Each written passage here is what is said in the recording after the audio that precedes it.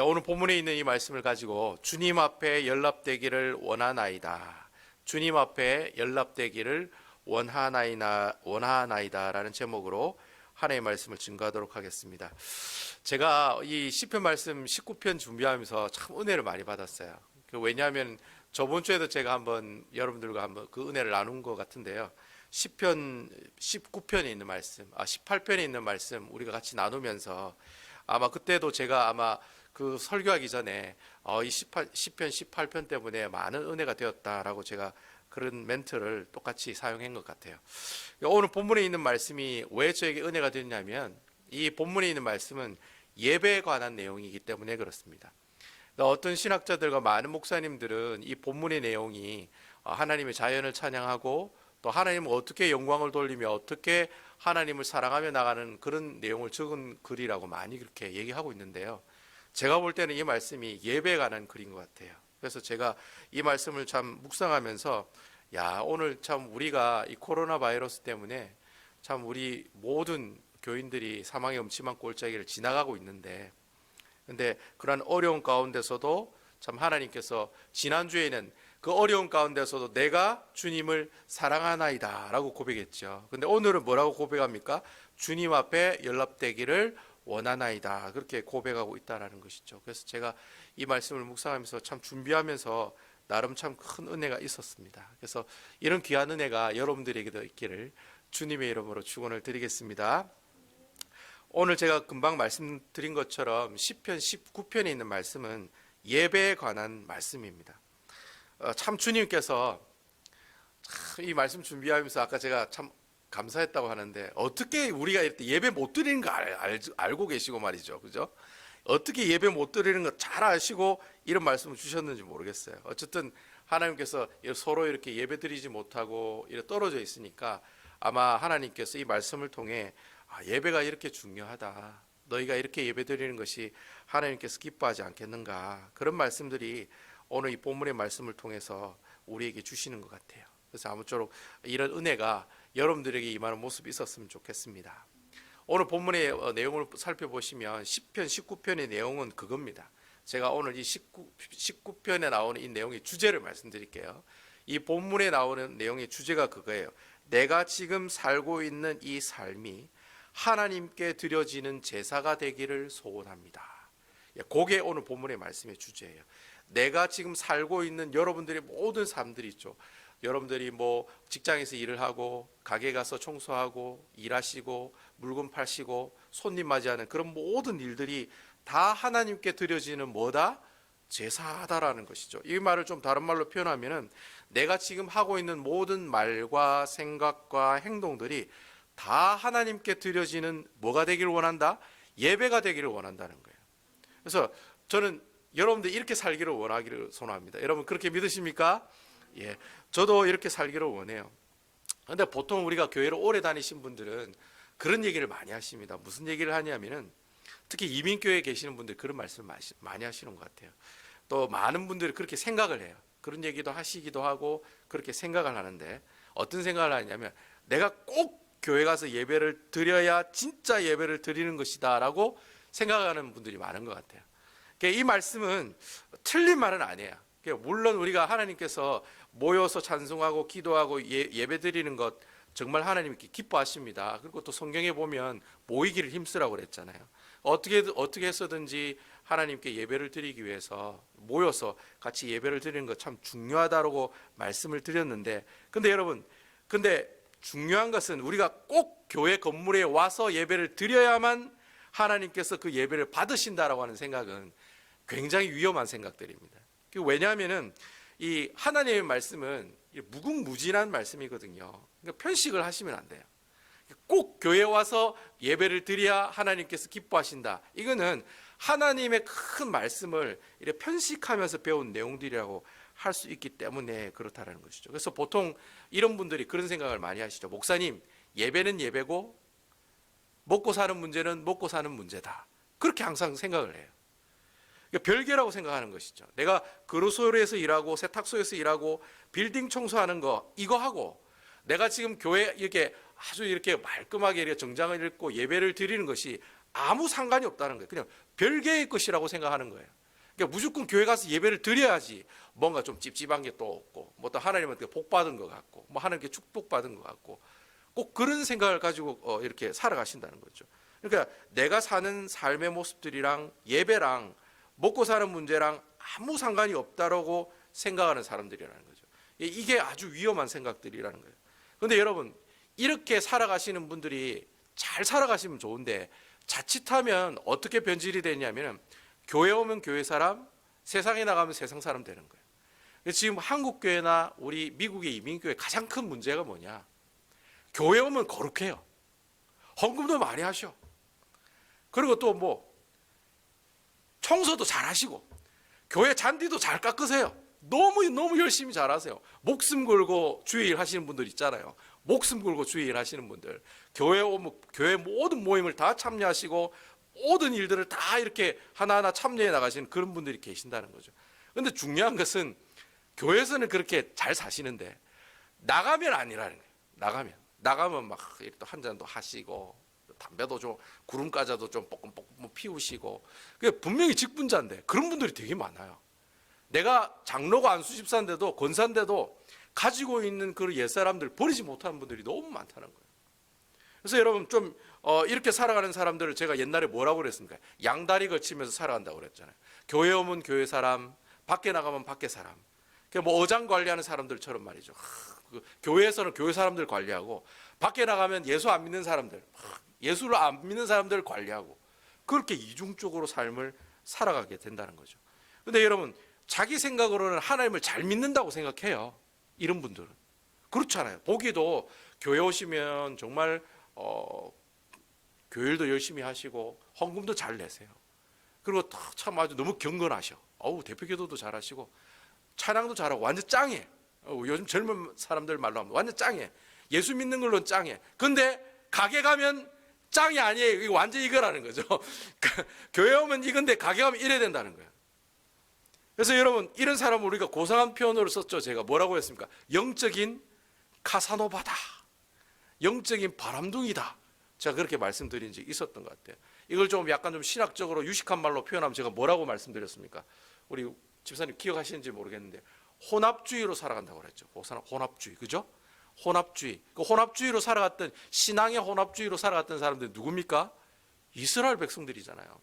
이스라엘 백성들이 우상을 세워놓고 산당에서 예배를 드려요. 하나님께 예배를 드렸습니다.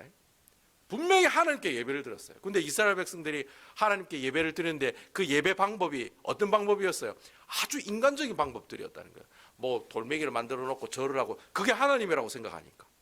그리고 뭐 자기 아이를 막 불 가운데로 지나가게 하고 뭐 제물로 바치고, 그게 자기가 믿는 하나님이라고 하나님을 믿는 방법이라고 생각했기 때문에 그렇게 하는 거예요. 그걸 두고 이스라엘의 신앙의 혼합주의다라고 제가 말씀을 드린 적이 있었어요. 그걸 좀 아주 요즘에 유식한 말로 얘기하면 실천론적 무신론자다. 하나님이 있긴 있는데 하나님을 안 믿는 거예요. 바로 그 사람을 두고 혼합주의로 살아가는 사람이죠. 근데 여러분, 구약 성경에 이스라엘 백성들이 혼합주의로 살아가다가 어떻게 됐습니까? 다 망했잖아요. 북이스라엘도 망하죠. 혼합주의 때문에 망했습니다. 우상 숭배 때문에. 남유다도 망했습니다. 왜 망했습니까? 왜 망했습니까, 여러분? 혼합주의 때문에 망한 거예요. 우상도 섬기고 하나님도 섬기는 거예요. 하나님을 안 섬기는 게 아니에요. 하나님도 섬겨요. 아주 뭐 헌금도 잘 내고 헌물도 잘 내요. 제사 지낼 때 보면 뭐 양도 소도 1000마리 가져오고 막 그래 해요. 그런데 여러분, 실질적으로 하나님을 어떻게 해요? 신뢰하지 않고 하나님을 믿지 않는다는 거예요. 바로 그러한 사람을 두고 우리가 신앙의 혼합주의로 살아가는 거예요. 그런데 그 내용을 우리가 성경을 통해서 알 수가 있잖아요. 하나님의 말씀에 다 그렇게 기록하고 있거든요. 그래서 여러분, 이런 사람들이 나중에 어떻게 됐습니까? 결론은 하나님의 심판을 받았다. 결론은 다 하나님의 심판을 받고 다 죽었다는. 근데 여러분, 오늘 시편 19편의 말씀을 여러분 잘 읽어보시면은 다윗이 이 모든 세상 만물을 다 쳐다봐요. 하늘도 보고 하늘 위에 궁창도 보고, 이제 히브리 사람들은 하늘 위에 또 바다가 있다고 생각하거든요. 그래서 그걸 궁창이라고 그래요. 하늘 위에 궁창도 보고 온 천하 만물을, 내가 자연 만물을 다 보면서 이렇게 보니까 보니까 어떻게 해요? 타락한 사람들이 혼합주의로 살아가면서 이중적인 신앙생활을 하는 존재들이 아니라는 거예요. 그러니까 하나님이 만드신 자연을 보니까 그 자연들이 이중적인 삶을 살아가는 존재가 아니라는 거예요. 뭐 갑자기 꽃이 말이죠.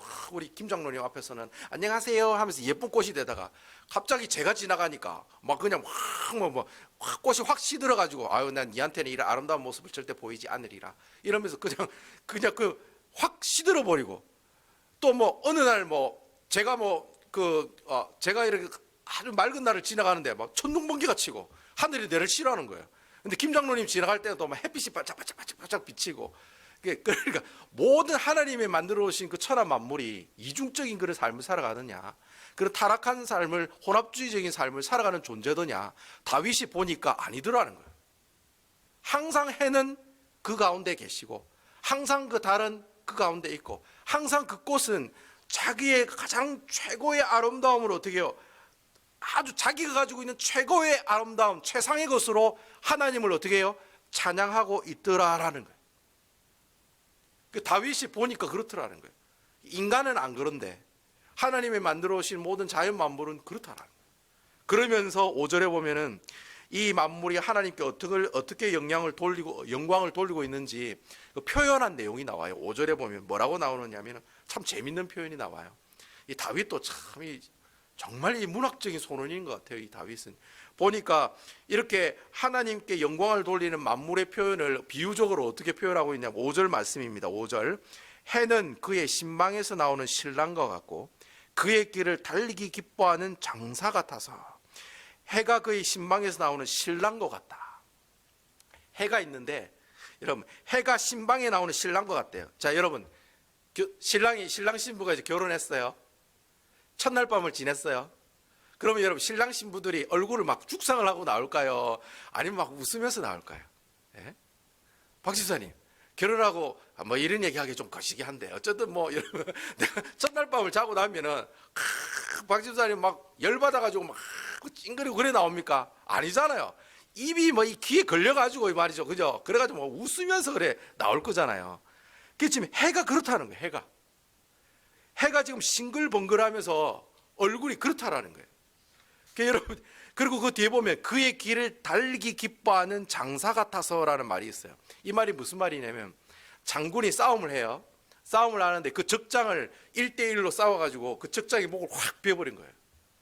그러면 확 베어버리고 영화에 있는 것처럼 적장이 머리를 탁 들고 말을 타고 막 우리 군사들이 있는 대로 옆으로 쫙 지나가는 거예요. 말을 타고 가면서. 그럼 사람들이 어떻게 해요? 와 하면서 기뻐하겠죠. 바로 그 장면이 바로 이 장면.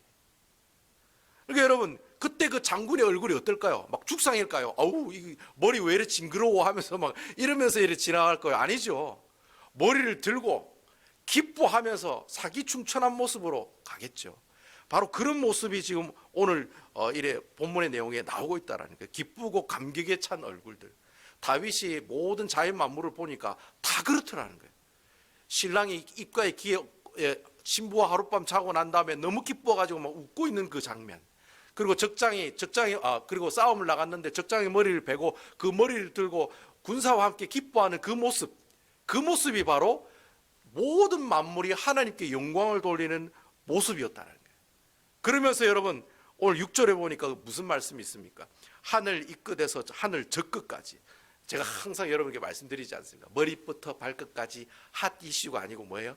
머리부터 발끝까지 하나님만 찬양한다. 하나님. 그 내용이에요. 하늘 이 끝에서 하늘 저 끝까지. 처음부터 끝까지 모든 만물들이 하나도 빠짐없이 다 어떻게 하더라? 하나님의 영광을 찬양하고 있더라는 거예요. 그러니까 다윗이 볼 때 해라든지 달이라든지 산이라든지 바다라든지 하늘 모든 것들을 보니까 이 모든 자연 만물들은 하나님이 창조하신 그 자연 만물들은 자신이 할 수 있는 최대한의 것으로 가장 아름다운 것으로 하나님께 뭐하고 있어요? 영광을 돌리고 있다. 하나님께 영광 돌린다 이 말을 다른 말로 무슨 말로 표현하냐면 하나님께 예배 드리고 있다는 말. 그렇게 이렇게 자연 만물은 이렇게 하나님 앞에 자신의 존재를 뽐내면서 이렇게 하나님께 영광을 돌려요. 그러면 여러분 우리 인간은 어떻게 이렇게 우리의 모습을 뽐내면서 예배를 드릴 수가 있느냐? 우리 인간은 어떻게 하면 이렇게 자연의 존재들이 자신의 것을 이렇게 뽐내면서 하나님께 영광을 돌리는 것처럼 우리도 어떻게 하면 이렇게 인간으로서 우리가 어떻게 하면 하나님께 기뻐하는 예배를 드릴 수 있는가? 그 내용이 바로 7절과 9절 말씀이 나온다는 거죠. 그래서 우리가 7절과 9절에 있는 말씀 좀 길지만은 제가 한번 읽어보도록 하겠습니다. 여호와의 율법은 완전하여 영혼을 소생시키며 여호와의 증거는 확실하여 우둔한 자를 지혜롭게 하며 여호와의 교훈은 정직하여 마음을 기쁘게 하고 여호와의 계명은 순결하여 눈을 밝게 하시도다. 여호와를 경외하는 도는 전결하여 영혼까지 이루고 여호와의 법도 진실하여 다 의로우니라. 여러분, 다윗은요, 여러분들 잘 아시잖아요. 처음부터 끝까지, 머리부터 발끝까지 어떤 삶이었습니까? 편한 삶이 아니었어요. 아주 고통스러운 삶의 연속이었어요. 다윗은 자타공인 산전수전 공준정 다 겪은 사람.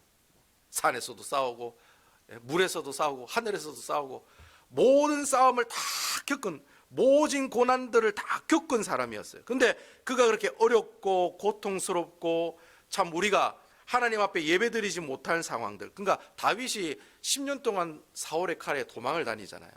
그 도망 다니면서 어떻게 온전히 예배를 드릴 수가 있었겠어요? 그 사람이 도망간 곳은 광야예요. 광야.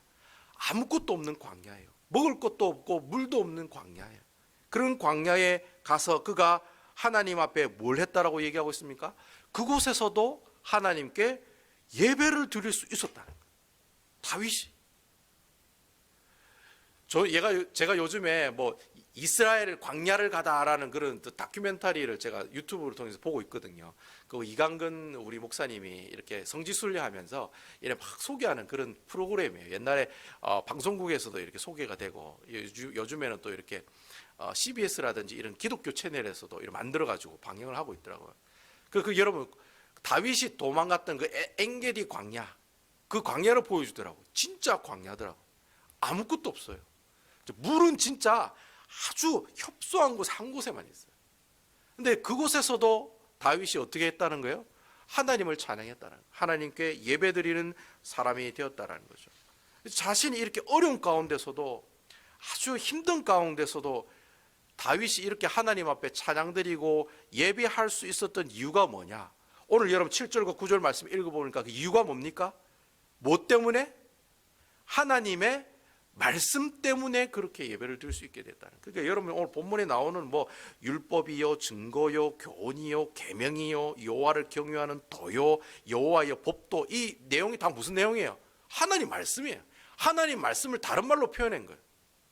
이래 하나님 말씀은 율법이 되는 것이요, 증거가 되는 것이요, 교훈이 되는 것이요, 계명이 되는 것이요, 여호와를 경외하는 도요, 여호와의 법도라는, 이 법도라는 것은 이미 그 법으로 다 판례된 판례들이에요. 다 이렇게 판결이 난 그 판결문을 법도라고 하거든요. 이미 다 판결난 그 내용의 글이 바로 하나님의 말씀이라고 하는 거예요. 하나님께서 이 다윗에게 이런 말씀을 통해서 주신 것이 무엇입니까? 무엇을 주셨어요? 보니까 오늘 성경에 보니까 뭐라고 되어 있습니까? 내 영혼을 소생케 하고 지혜로운 사람이 되게 하고 항상 내 마음이 기쁘게 하고 나의 눈을 밝게 하고 내가 깨끗한 사람으로 살아가게 되고, 또 마지막에 뭐예요? 의로운 사람으로 살아가게 된다는 고백을 하게 되더라는 거예요. 무엇을 가지고? 하나님의 말씀을 가지고 있으니까. 하나님의 말씀이 다윗에게 떠나지 않으니까 그 말씀이 나에게 내 영혼도 소생시켜줘, 내 마음도 기쁘게 해줘, 그리고 지혜로운 사람 되게 해줘, 눈을 밝게 해줘, 나를 깨끗한 사람으로, 나를 의로운 사람으로 하나님께서 어떻게 해요? 만들어 주시더라는 거예요. 하나님의 말씀이.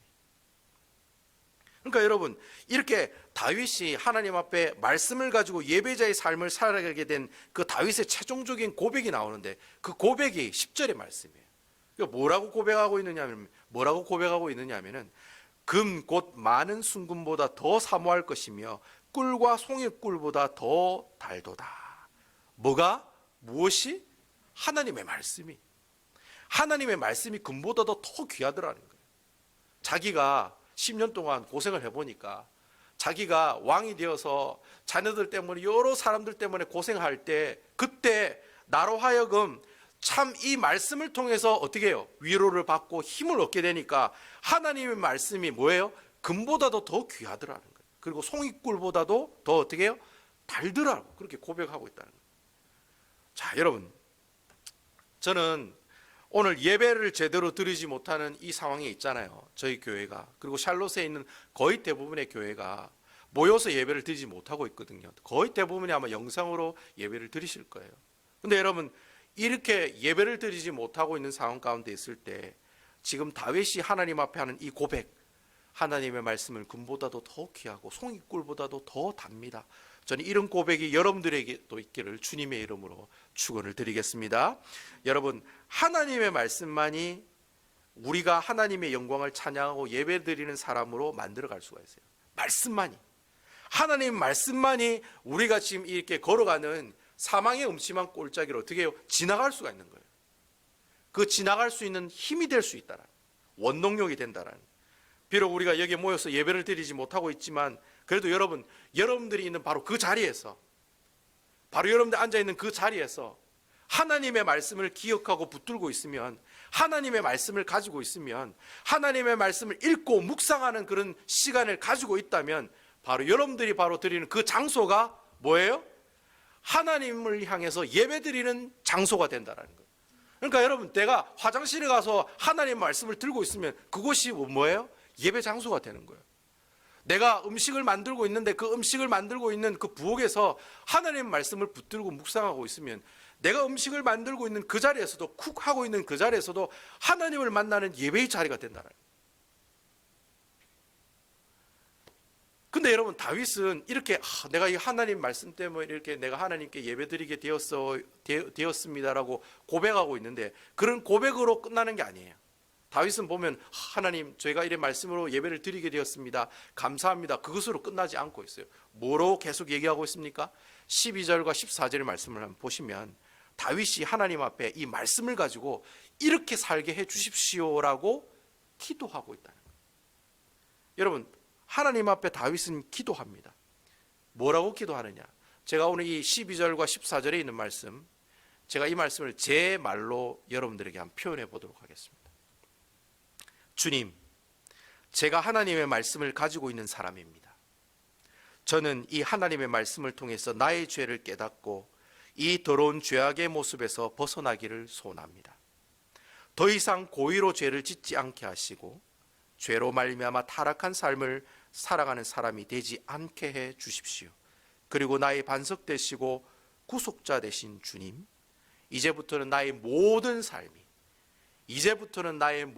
삶이 하나님께 드려지는 예배가 되기를 소원합니다. 지금 그렇게 기도하고 있는 거예요. 다윗의 고백이 그거예요. 제가 지금 하고 있는 말과 생각과 행동이 다 예배가 되게 해달라는 거예요. 이게 정말 힘들고 어려워요, 여러분. 저도 목사잖아요. 열받으면 저도 그냥 확 나가거든요. 성격이 좀 거시기 해가지고. 예? 뭐 여기 계시는 분들도 다 그러시면서 아무렇지도 않은 듯이 우리 방송하시는 분들도 한 성격 다 하시잖아요. 예? 다 가지고 계시잖아요. 예? 근데 여러분, 그런 말과 생각과 행동 하나하나가 하나님께 뭐예요? 예배가 되기를 원한다고 지금 다윗이 기도하고 있다는 거예요. 참, 이 사람 정말 대단한 사람인 것 같아요. 자기 하나하나, 말과 생각과 행동 하나하나가 하나님께 영광 돌리는 사람이 되게 해달라는 거예요. 이런 사람이 어떻게 교회 오면 교회 사람이 되고, 어떻게 가게 가면 가게 사람이 이중적인 삶을 살아갈 수가 있을까요? 그렇게 못 산다라는 거예요.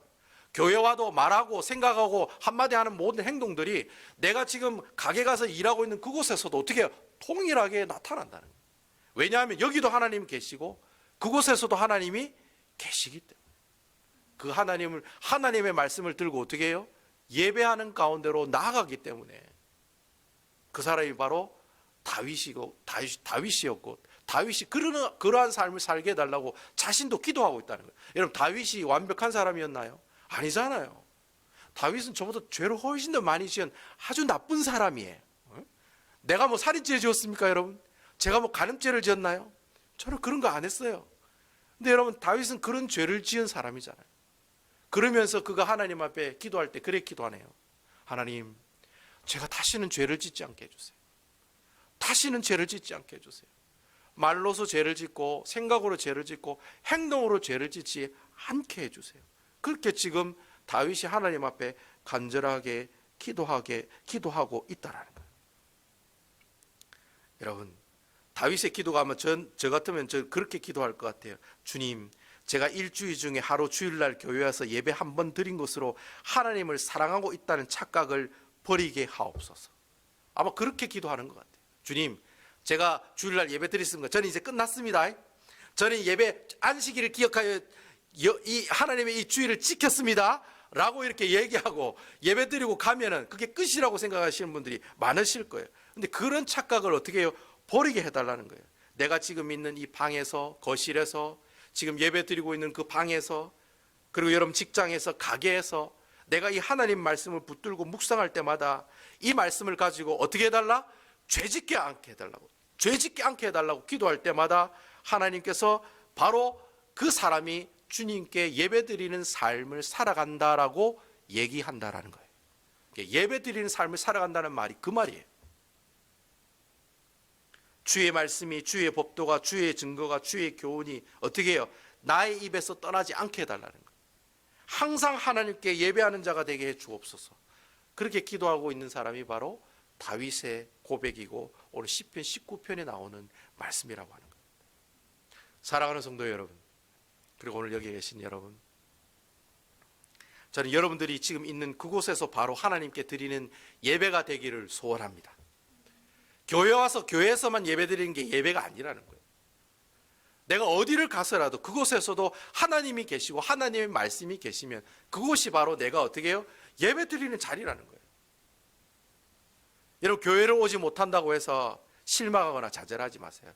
아이고, 오늘 우리 문 목사 얼굴 못 봐서 어떡하노, 그래 생각하시는 분도 계시겠죠? 네. 아무도 아멘 안 하시네요, 여기 계시는 분들. 네, 여러분 걱정하지 마세요. 지금 여러분들이 이 한 해의 말씀을 가지고 계시잖아요. 이 말씀 다 가지고 계시잖아요. 이 말씀. 여러분, 이 말씀 붙들고 성경을 읽으십시오. 그래서 제가 153 하는 거예요. 여러분, 153 내가 죽자사자 계속해서 여러분들에게 153 하는 이유가 거기 있다는 거예요. 성경을 읽으시고 성경을 묵상하시고 그리고 성경 말씀대로 살아가도록 살게 해달라고 기도하십시오. 그리고 하나님을 찬양하십시오. 그러면 그 자리가 바로 여러분들이 예배 장소입니다. 그게 바로 하나님 영광을 드리는 장소요, 하나님과 내가 만나는 장소가 된다는 거예요. 교회 와서 하나님을 만나는 게 아니에요. 내가 있는 어느 곳이든지.